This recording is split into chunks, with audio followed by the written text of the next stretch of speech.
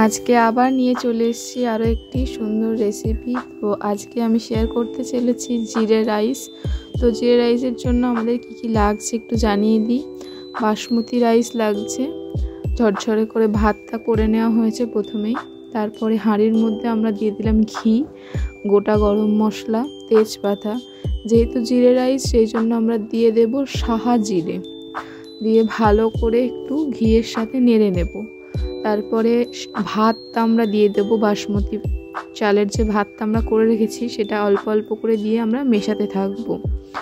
তো এইভাবেই এর মধ্যে আমরা এবার দিয়ে দেব গোলমরিচের গুঁড়ো এবং অল্প গরম মশলার গুঁড়ো দিয়ে আরও কিছুটা ভাতের লেয়ার দিয়ে পুরোটা সুন্দর করে মিক্স করে নেব।